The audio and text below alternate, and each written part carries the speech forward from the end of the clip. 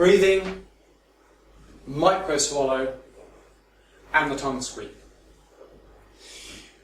We're trying to educate people on how to gain correct oral posture, how to get the tongue right up on the roof of the mouth, in an attempt to self-correct craniofacial dystrophy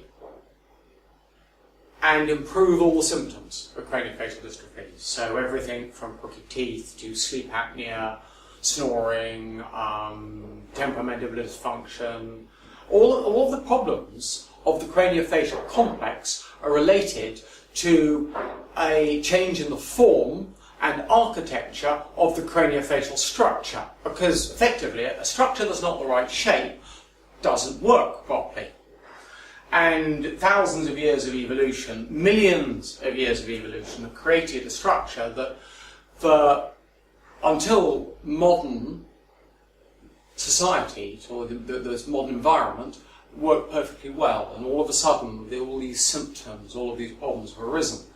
And in theory we should be able to correct this all ourselves and dramatically improve craniofacial shape and of course appearance with that.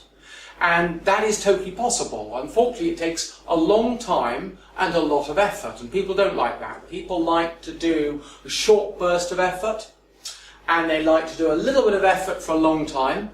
People don't want to do a lot of effort for a long period of time, but it is possible. Now, when we're looking at breathing, micro swallowing and the tongue sweep, we're putting these three together. So what we're doing is we're creating a postural position. We've got to get the whole of the tongue right up on the roof of the mouth, particularly that posterior third, because remember the posterior third is driving the innervation, it's driving the memory. You've got to remember to do this. That's the difference between posture and function. Function's fleeting, function's gone in a flash. Function doesn't really have an effect. That's why functional appliances are nothing compared to postural appliances, and exercises aren't as effective as a postural change. Now, breathing, micro swallowing and the tongue sweep should all be going on together in this dynamic system. So, if you follow the concept of the mu push swallow, well, it sounds a little bit like that's a function, but of course it's not, it's a posture. Because when you get the mu push swallow, the tongue should be up there on the roof of the mouth, holding your head upright, acting as the anterior support for head posture, so that your head's not dropping forwards, you're not going down with the modern, well, the modern way, you know, the modern change in posture that seems to affect nearly everyone. So your tongue should be up there to hold your head posture up, and you should have some negative pressure, so you have a little bit of a vacuum inside your mouth, and you should be breathing nice and calmly and evenly. And I mean, you know, you can go and look at, you know, all of these meditative, Tai Chi, Buteyko concepts of breathing. They're all very similar. Gentle, calm breathing, slow, with a long exhalation and a long inhalation, almost no chest movement, breathing from the abdomen. A lot's written about that. I'm not a master of that game. I'm a master of the other games, so I hope. Now, with the tongue fully engaged, up on the roof of the mouth, you then need to be doing some micro swallows. I estimate that once you've got into it, once you've positioned yourself in the correct position, following the mu push swallow, you should be doing a swallow about every 10 seconds. And you've got the salivary ducts coming up underneath your tongue. And you then need to do the micro swallow, you need to collect the saliva up onto the roof of your mouth. And to do that, you need to do this tongue sweep. And the tongue sweep is where that front of the tongue is going to be drawn back, it comes down and it comes back up again.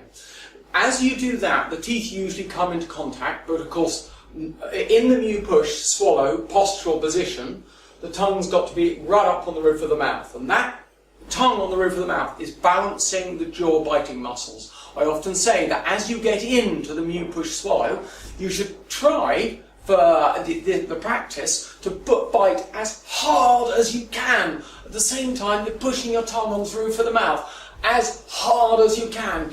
And you hold that for 10 seconds with the back of your tongue up there, don't forget. And then then halve it. Then halve that force again, halve it, halve it, halve it, halve it, until you've got a very faint light force pushing. The teeth should be touching with what we refer to as a butterfly bite. Your teeth should not be coming together hard. They should be just touching very lightly, just nestling in together without any force. The tongue acting on the roof of the mouth is going to be the natural inhibitor, is the agonist for the jaw biting muscles. So if anyone's bruxist, if anyone's really grinding or clenching their teeth, get the tongue working.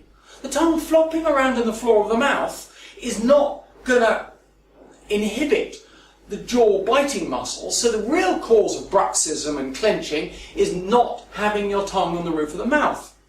It's a little bit like having a steam engine that's lost its governor, and it's just going to go faster and faster and faster, and it shakes apart, and that's what's going on with bruxism and clenching. So you've got that tongue fully engaged on the roof of the mouth, and then you've got to collect the saliva. So the tongue then, still with some vacuum in your mouth, you're going to pull back that tongue, and as you pull back that tongue, of course the saliva is going to come up a little bit, because the vacuum's above. As you make space, the saliva will move up. The tip of the tongue sort of nudges down into the bottom of the floor of the mouth, into the bottom of the oral cavity, and then it goes up, and now the saliva's on the roof of the mouth, and then you get that wave.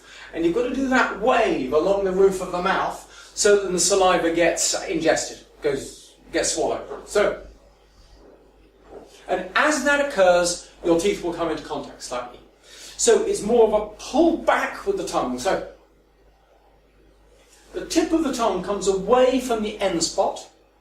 It goes down into the floor of the mouth, lifts that saliva, comes back up to the end spot, and then a wave along the back, the roof of the tongue, taking that saliva back and away. And about every 10 seconds, you need to repeat that. And one top tip I give people for doing the Mew Push Swallow is if you have some sort of pendant around your neck that's set at about the right length for you to pick it up, put it between your lips and hold it there. So first it's two things this is doing. First it's reminding you to keep your lips together, but also reminding you to keep your head back. Remember that the Mackenzie chin tuck. So the Mackenzie chin tuck, you've got to get your chin tucked back like that. There's lots written, lots of articles on the Mackenzie chin tuck and some videos on the Mackenzie chin tuck. So you've got to get your chin tucked like that. You've got to get a pendant or whatever you've got in between your lips. That's reminding you. So then when you're in the car, when you're sitting on a train, when you're doing all of these things, you've got to be there in the Mew Push Swallow. And the top tip is that get your head back onto the headrest. In a car, those headrests are usually a little bit too far back. That's great, because that's going to push you a little bit harder, isn't it? So you get that back onto the headrest, hold that pendant in between your lips, get your teeth into butterfly bite, get your tongue up on the roof of the mouth, get into the Mew Push Swallow, concentrate on that calm, deep breathing. Your tongue, the back of your tongue will be annoying your airway, slightly embarrassing your airway a little bit, because most of us, 95% or more of us, we're going to have this length is going to be shortened a little bit for the natural size of our tongue. So our tongue's going to be bulging back a little bit into our airway when you get it in the right place. And then you just hold it. And you see how long you can hold it in this position, because that's educating posture. That's going to get you to that point where you build up a conditioned reflex response. So it's like when you hit the brake of the car when something happens. You don't think about it. You instantly go there. So whenever you start walking, whenever you sit in your car, whenever you sit on a train, whenever you sit on an aeroplane, whenever you're in these positions, you think, right, Mew Push Swallow, tongue sweep, micro swallowing, breathing. Another top tip is whenever you go to a door handle. So whenever you touch